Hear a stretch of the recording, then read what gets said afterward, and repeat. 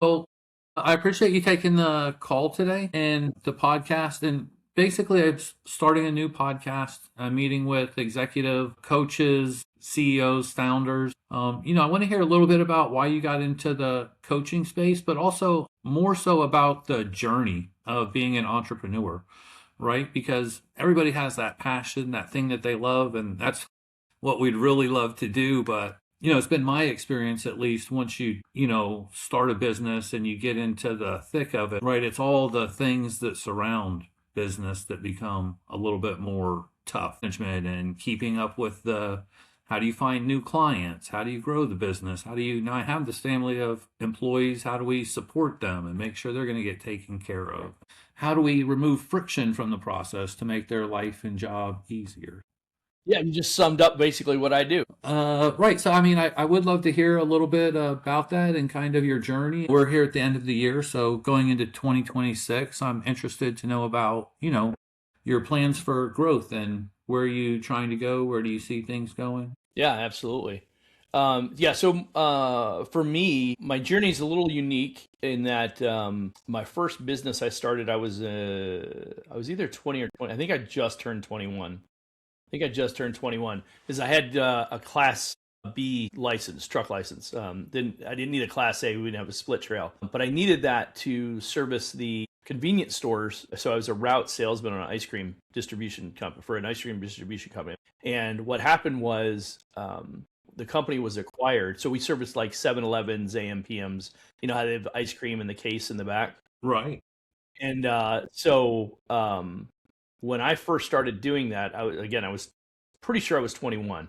But when the company that acquired us came in, their financial people looked at the business and they're like, these convenience store accounts, the businesses, these routes, they don't make sense financially. So we're not going to keep paying you a salary. If you want, you can keep the route and you can be 100% commissioned employee and basically, make your own money. And so I had to basically beg, borrow, and steal $20,000 to buy the rights to the route so that I could have my truck so I could keep doing my job. And that was my first foray into being self-employed. Shortly after, I was actually, at the same time, I was a professional kickboxer, and I had begun to do relatively well. And so every time I fought, the school that I was working out of, people would come and want to learn kickboxing from me. So I share these two stories because it really kind of sets me up for the whole thing. What happened was the owner came to me and said, "Hey, we're every time you fight, we sign up 20 or 30 new students. And at this point, you represent as many students as I do in the school. I really feel like you should have some ownership in the business." And so he basically gifted me, and of course I made some financial contributions and things like that, and contributed, like I provided all the gear for the kickboxing and everything like that. But we had to increase the size of the facility. I think he had like 120 students when I started. We got to like 300 students. But how I marketed myself for each fight generated people. So people saw me fight. It was, pretty electric, enjoyed it. And so people were like, I want to fight with that guy. So I kept coming to the gym and we signed up more people. So it was kind of interesting because I did that for a couple of years. I sold the ice cream business because I was working 100-hour work weeks. It wasn't that bad. I was probably working 70, 80-hour work weeks sometimes. It was like a lot of hours. I was in my 20s. Yeah, it felt like 100 hours. Well, and the killer is that I'm 21, 22, 23 when I'm doing this, right? So in addition to that, I'm going and teaching 3 nights a week at the martial arts school. So I'm teaching kickboxing 3 nights a week when I'm not running my route. And my route, when I'd have to be on the loading dock at 3:30, 4 o'clock in the morning at 21 years old. There's no partying. There's no I'm having a good time. I'm working all the time. I made a lot of money, but it was tough because I didn't know how to manage the business, and that's the key thing here. Fast forward, sold the business, go to college. I'm my junior year. I get an internship in an accounting field. That was what I was going to school for, is accounting. I get a good understanding for math and numbers, and I'm like, I hate this. I can't do this the rest of my life. So I went to the partner that brought me in and gave me the internship, and I'm like, Bob, this is amazing, but I hate this. I can't do this. And he's like, but Eric, you're so good at this. He goes, you just need to stick it out longer, right? And he goes, and you'll be running your own team and then selling your own accounts. And I'm like, I got into accounting because I didn't want to be a salesman. And, because at that time in my life, I was convinced that being a salesman was like not a, it's like that's not a good thing, right? Anyway, he says to me, he goes, yeah, but that's where all the bonuses are. That's where the money's made, right? If you're a rainmaker and you bring in the money, you run more money you bring in, the bigger team you have, the more bonuses you make. And I'm like, I had my own business doing the same thing. Why did I sell my business? He's like, well, you had fun, didn't you? And I'm like, no, I'm working 5 jobs to put myself through school. This is terrible. So anyway, I ended up getting into the wireless industry. I did that for 25 years. During that time, I helped 2 companies scale to over 100 million. And throughout that period of time, I learned, while I was getting paid from somebody else, how to run a business. So you kind of alluded to that earlier in the conversation. You mentioned, it's like all the other stuff that comes with running a business, right? Right. It's not just the service that you do or the product you sell, it's all the other things that come along with that. So luckily for me, I got it in an industry that I enjoyed and I got pretty good at. And because of that, I excelled. I made a lot of money. I became an executive of 2 different companies. As I said, we scaled to 100 million. Actually, one was 190 million. The other was a little over 200 million, 220 million. And the last company I was with, when I started with them, I was like one of the first 10 employees. And we scaled to about 1,650 employees, business doing about 190 million top line revenue. We were, when we sold the business, we made, it was just short of a 9-figure exit. And when we sold, I was an executive, so I wasn't an owner, but I got what they call a change of control bonus. And when we did that, or when that happened, I tell people, I'm like, a change of control bonus is nice, but unfortunately you need to understand you're a W-2 employee, so you get taxed like a W-2 employee when you get that money. And it was just enough money to basically pay off all my debts and everything like that, get out of, like, not have any debts anymore, but not enough to retire. Mm-hmm. Bought some nice things and things like that, but it wasn't enough to retire. So now I'm approaching 50 and I'm like, okay, now what am I going to do the rest of my life? Right. And so I'm good with numbers. I'm good with people. I'm good at sales.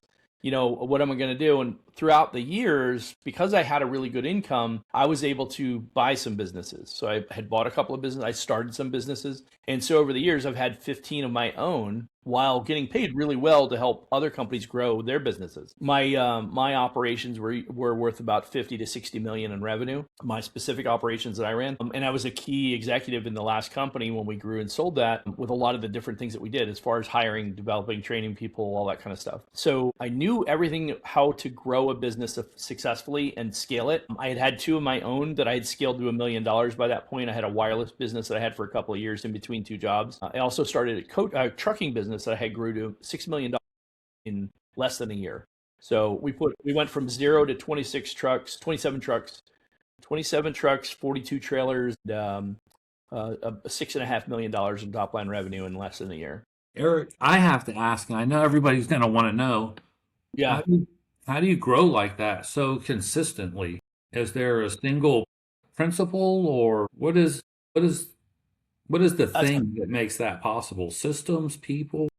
Systems. Well, okay, so it is systems and people. There's more to it than that, and I actually have what I'll share with you has become my education through being a coach. But I would say in those businesses, it was very much systems related and people related. In the wireless industry, it was all people related, right? But it was having the people do and follow the right processes. The most important thing that I've identified in that particular industry, what my big takeaway from that industry was, knowing your numbers. The easiest way to lose money in any retail establishment, was a retail restaurant like QSR, Chipotle, or any kind of like small restaurant type thing, or anything that's retail oriented like that, like a regular retail store. It's not knowing your numbers, because the easiest way to lose money in an environment like that is overhead, payroll by far and away. Right. You can have too much rent, but you'll always screw yourself with payroll if you don't watch your head count and you don't manage your expenses.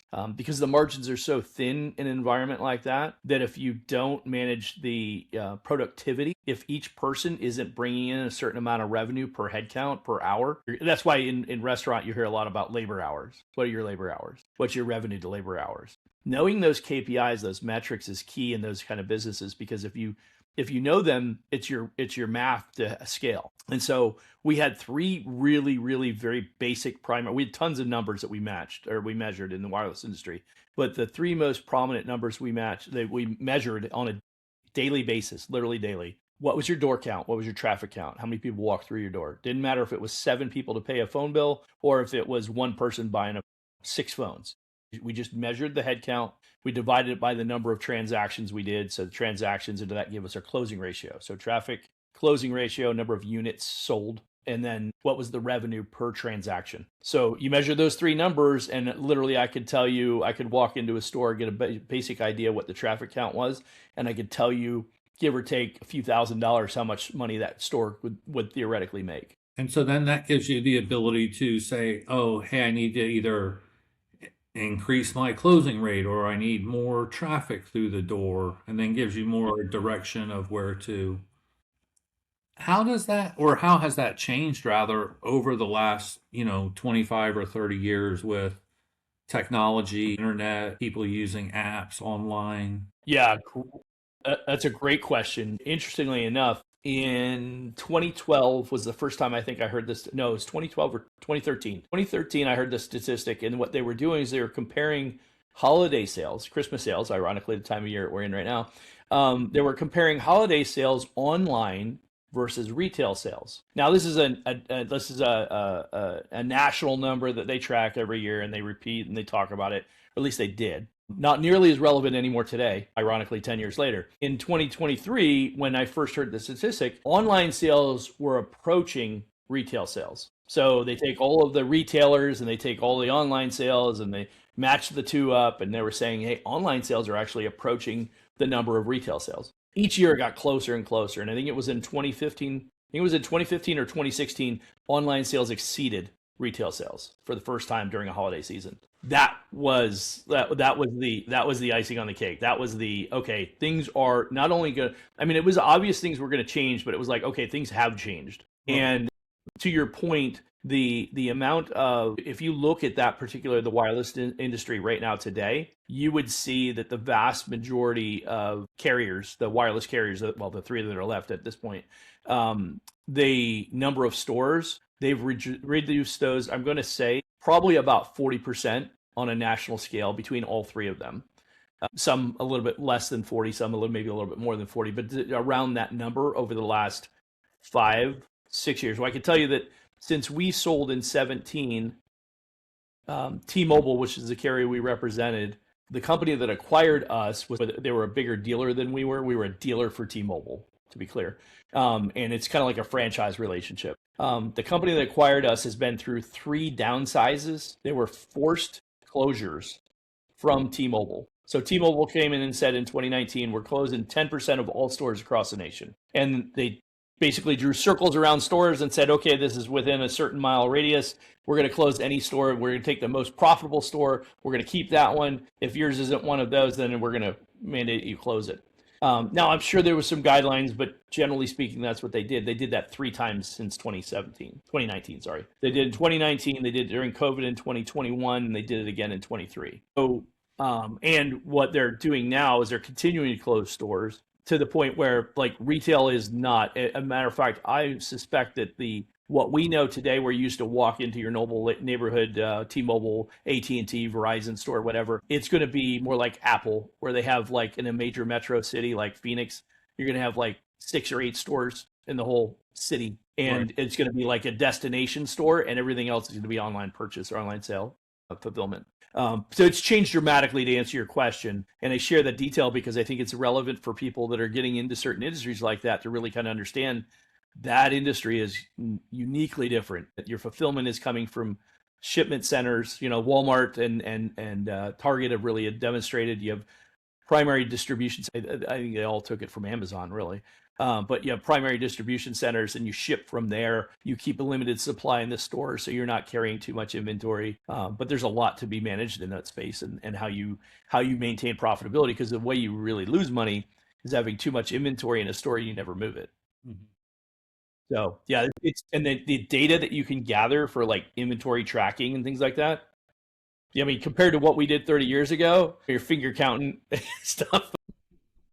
And now it's like a little tells-on unit. You're like zap, zap, zap, zap. And you count your inventory, and it's plus or minus 2%, right? And so it's dead on. You're not making mistakes, not over and under ordering, and all that kind of stuff. So it's there's a lot that goes into that industry that has changed dramatically. Right. And I mean, have you seen or I guess, well, yeah, have you seen artificial intelligence, automation play a major part in that? Not, I didn't see it as much, but I could tell you exactly the places where it does exist, or at least where I know it exists. I've seen that. I'll start with 2009. We were into Boise, Idaho, and we were taking over a series of markets for T-Mobile, and they wanted to make sure that we had a good relationship with the call center because they had a corporate call center in the city of Boise. As a dealer, we were taking over their corporate stores in that city, actually in a number of cities in the Northwest, and that was one of them. Anyway, the point is that they wanted us to meet the people that worked in the call center, the key executives in the call center, so we'd have a good working relationship between our retail stores and their call center. And we were there and we toured the center, and of course, I'm a generally inquisitive person. I started asking questions about their operation. I said, just out of curiosity, are certain calls that come in that are pretty much the same, often? Is there, whatever? And they're like, yeah. And I'm like, what's your one thing? 82% of the calls that were coming into that call center of 450-ish employees, 82% of them were resetting the password on their voicemail. So if you're old enough to remember what it was like to have to reset the password on your voicemail, that was 80% of 450 people on a daily basis. That's what they were doing. Wow. Yeah. So with AI, obviously, you can have a programmatic system where you just go in, you just put your PIN in, and the AI would regenerate, and boom, there you go, and you reset, and you're back into your voicemail. That was 2009. Okay. Right? Yeah. And then of course then we had the voice automation, and people complained about the voice automation and how AI, you call in to ask for service. Well, they've dramatically reduced the amount of people they need in call centers, and then the offshored call centers. So that offshore is a little bit different than the AI, but the implementation of AI and then using offshoring dramatically changed that whole dynamic and what it was costing. Because you look at it, call center for customer service is just a cost center to a business. So how can I reduce that? And AI's had a huge impact in that. Then you go into the voicemail, and now today we have voice to text. That's all AI driven. That's all of that was AI driven. You look at today, I get a voicemail from somebody. Instead of me having to call and listen to a voicemail now, I just look at my phone and it's a text version of it now. Right. All of that is AI driven. So that's a big component of that particular industry. As it relates to retail, now we use AI for inventory projections. We use it for identifying traffic patterns for seasonality. We used to have to do it by memory. We used to have to try and it was about this much last year. Now you have, or we'd go back and look at data and look at trends and then kind of come up with what we expect it's going to do. Now you just feed it into an AI thing and it spits it out. And it literally would, like the last couple of years we were in business before we sold, the system that we used would actually tell us how many staff we would need to the half a head count equivalent. Yeah, it would tell us on Tuesdays you need 2.5 people for the entire day. On Thursdays you need 5 people. On Friday you need 7 people. It was like literally it would tell us how many hours we would need. Then we need to figure out how that breaks down to a full-time equivalent and do it for staffing. But that was all AI driven as well. But yeah, it's pretty substantial. And ironically, then I get into the trucking industry, and it was very similar there. The AI was new in the sense that they were just coming out with electric trucks when I got into it. And I wasn't in a position where I could afford the electric trucks because they were like new cutting edge at the time. And I think they were going for $250,000. That was a bit out of my price range at that point. And even today, I don't know that they've proven that they're more cost effective or more profitable. But what was interesting was that what they're testing, the technology they were testing. So they had what we call a trail or a train. So you'd have a truck would pull. You've probably seen it before, a semi pulling a trailer, but then they have a second trailer behind it, right? Well, in this particular case, they were testing a truck would drive 2 separate semis with tractors and a trailer behind them, or actually AI trailing the initial truck. So the one driver is driving one truck, but 2 additional trucks, the AI is following that driver. And so wherever he goes, the 2 additional trucks would drive. So you're literally driving 3 payloads with one driver. Right. They were testing that technology in 1819 was when they were testing that technology, along with electric trucks, which theoretically, like a car, could drive on their own. I think that's the one that I was interested in, the driverless truck. right? Because they're electric and now they're driverless and they can run 24 hours almost now. Theoretically, yeah, exactly. Yeah, exactly. I mean, there's some components to that. So part of the problem is, especially because those are mostly electric trucks. Part of the problem is the battery. The battery still isn't enough. I mean, it's different than a car because you can certainly get more hours out of it, but the time it would take to recharge a battery is pretty substantial. So what they found is in the trucking industry, particularly, it's great for what we call the last mile. So what you do is you have a semi that's got a full payload would drop at a local regional warehouse. And then from there, these are the Sprinter vans and things like that. This Amazon's distribution model is they have those Sprinter vans. Well, those are electric and they can go right within 100 miles, 150 miles throughout a course of a day, and then back to the center and they charge overnight. And then that's perfect for that. Doesn't work so well for the long haul. Were they not able to get the battery pack that disconnects? Just switch out batteries in the You big. could do that. Ironically, it's funny. I just bought my grandkids a train for Christmas. And we put it on display with the little houses and everything like that. Mhm. And the train is designed that way. It's got the engine, and then behind it is the coal car. Well, the coal car is actually the battery that powers the engine. And it's interesting because that's exactly what they were talking about doing, where they could do that, and they would just have like a battery pack that would drag along behind it. Part of the problem is it then either reduces the payload that you can haul because of the weight of that battery. Mhm. Trucks are still limited up to 80,000 pounds. So, and the batteries are pretty freaking heavy. So it does reduces the amount of payload that you can haul, which isn't a major deal, but it is a significant piece that has to be factored in. And then you also have the additional, you have to change the design of the truck, which would require somebody to get on board with that and decide, how to design it differently. And when the manufacturers are the kids, if you went to Tesla and you said, hey, design it this way, it'd be interesting because they were the ones that really kind of jumped on it. But if you notice over the last couple of years, the conversation about electric trucks has really kind of died down. Mm-hmm. Yeah. Part of that, I think, is the beginning to identify that the cost benefit is not there yet. Right. Well, Eric, how do you feel about 2026? Yeah. Are you still trying to grow the new business? Do you have this secret sauce? Are there no more challenges for you, or what do you see your biggest challenge in 2026 being? Yeah, I don't know that I figured out the secret sauce, but what I have identified, and again, you alluded to this earlier in the call, but there are certain things that are consistently a problem for the average business owner. A couple of stats I'll throw at you real quick. The average small business fails 25% of the time in the first year, approximately 50% within 5 years, and approximately 75% fail within 10 years. Which means if you're one of the 25% that actually goes 10 years, now you have the opportunity, the possibility of basically selling your business, which I have another really disappointing statistic, which is 80% of businesses that list never sell. Oh, wow. So, and I've corroborated that with many different sources. What's interesting, and it could be 72, it could be 91, it was in that range, right? But the irony is that you go that many years, you go 10 years, you last 10 years, 25% of the companies that actually are able to do that. And then, oh, by the way, the odds of you selling are only 20% of you are going to actually sell your business. So the idea of running a business for 20 years and then selling it, not as realistic as most people would like to believe. Why do you think that is? What's the biggest? So what it is, it comes down to most business owners are really good at their core business. They're not necessarily good. Now, again, these are entrepreneurs. There's another piece that goes with that. 94% of businesses never reach $1 million in top line revenue. The vast majority of businesses that are out there, so there's 34.5 million businesses, between 6 and 8% will reach $1 million. So less than 10% for certain will never reach that, which means, so of the 34.5, 28 million businesses will never reach $1 million. So, what's a big deal with $1 million?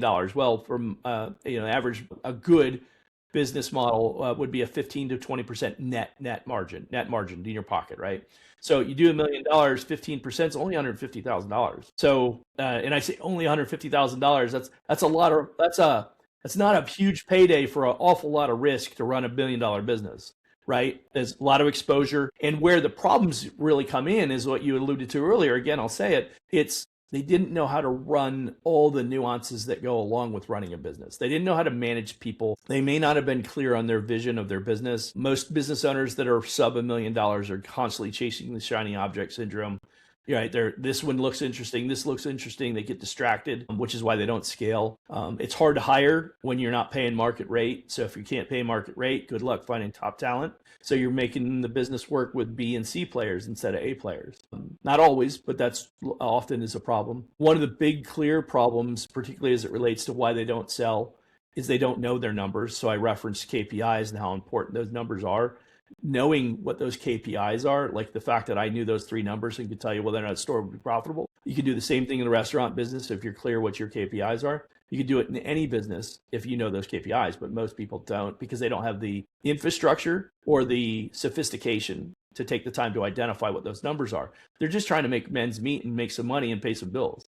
Right. And a lot of people get into a business and they're like, I want freedom. Well, the only way you truly get freedom is through systems, which nobody ever wants to hear that. Systems and discipline. But nobody ever wants to hear that, right? It's like the discipline and systems, those discipline particularly, that doesn't sound like a lot of fun, right? It doesn't sound like freedom. It doesn't sound like freedom at all. But freedom really comes from discipline. The more disciplined you are with your structures and your processes, the more freedom it creates. Because as a business owner, the vast majority of business owners that run a sub $1 million business are actively involved in everything in the business, which is part of the problem. They never learn how to delegate effectively. They don't learn how to create the SOPs that you need to have the business run without you there. So they never get to go on vacation. So guess what? High burnout factor, right? So all these things really contribute to it. It's really because they don't know how to effectively run a business. If you take somebody who went out of school and went into a management program and learned how to run a business, go to a McDonald's franchise and go to Hamburger U and learn their operational systems on how to run a restaurant. You got a manual that walks you through how to flip the burger, how long you put it on the burner, blah, blah, blah, blah. All of that stuff is laid out because you can run a business with a bunch of 17-year-old kids or retirees, right? Because if you run with the lowest common denominator, for lack of a better term, and the reality is that you take these other people that are killing themselves trying to run a business and they can't figure it out. So to answer your question, the opportunity is helping people realize that they have a great business. They just need to understand how to run it better. And if you can take what I call my 7 core competencies, if you can take those and realize, now here's the thing, there's 7 core competencies. Generally, we're good at 2 or 3 of those. The problem is we're not so good at the balance of them. And a good example is if you're good at operations, you're usually not much of a salesperson. If you're good at marketing and sales, you're probably not much of a finance person. And you certainly don't care for the minutia of operations. And so that's fine if you're wired that way. Whatever way that you're wired for those particular skill sets, you have to have somebody to complement the ones that you're not good at. And there's only 3 ways to do that. You hire somebody, you partner with somebody, or you outsource it. When outsourcing has become the most popular way to solve those problems, look, I don't want to run an IT division. I just want the computers to work in my stores. So you outsource an IT division. I got 1,000 employees, but I don't know the first thing about HR compliance and all that kind of stuff. So you get a PEO company to manage your employees in-house. You don't have an HR director and manage all of that and carry all that payroll or the extra money that would cost to do all that. You just outsource it and pay a fee per employee for somebody to professionally manage it for you. The types of things that we recommend with our services. Stay true to what you're good at and let other people do the other stuff. Right. And that I would agree. It seems like, hire people smarter than you, let somebody else make the mistakes, learn from their other people's mistakes. You listen to all the really, really successful founders that we hear all the time on, you listen to Gates and Buffett and all those people, they're all going to say the exact same thing you just said. I'm not the smartest guy in the room. I realized that early on. I identified that people are better at certain things than I am. I'm just going to put myself in a room full of really smart people and let them figure out how to do it right. Right. So that's our focus with coaching is we're helping people identify the things they're good at, and then ones they're not so good at, let's help you find a solution to solve for that so you can grow your business. Right. I love it. Eric, what's the one key piece of information or the one, tip that you would give our, CEO entrepreneurs out there, in the middle of the fight right now? Yeah. What advice would you give them to, Oh, man, on the verge of sounding facetious, just admit that you don't know everything. be willing to accept coaching. As a coach, I've had 132 clients in 6 years and 4 months. Constantly, I find myself trying to justify, like, look, I've done this before. I've seen this. I know where the dead bodies are buried. I've experienced it personally. I've had my setbacks, my own disappointments and things like that. I've seen others go through it, and it's not cheating to get help. It's like in school, we're taught that you're cheating if you ask somebody for an answer. But like we just discussed, some of the best ways to get the best results, they get the best people that you know at the areas that you don't know, and get them to help you. So be willing to accept help, because I think that's the biggest opportunity for a lot of people. If you're really good at technology, but you likely probably aren't very good at people, right? You probably don't have a high EQ. So hire somebody who's really good at managing people, because you're going to need people to scale that business. And so learn how to, allow that to play out and bring in those kind of people that can help you. But I think getting help, or being willing to accept help more specifically, is probably one of the biggest things as a business owner. If you can get over that and be okay accepting help, your odds of success increase dramatically. And that's not me trying to sell coaching. It's just what I see over and over and over. It doesn't even have to be a coach. It can just be a peer, but it's got to be somebody that's got your vested interest in success, right? So, but I think that's a big thing. And I see it happen too many times. People too stubborn to take guidance. And so consequently, they end up not seeing the success they should. All right. Well, thank you, Eric Withmoyer. We appreciate you coming on today. Absolutely.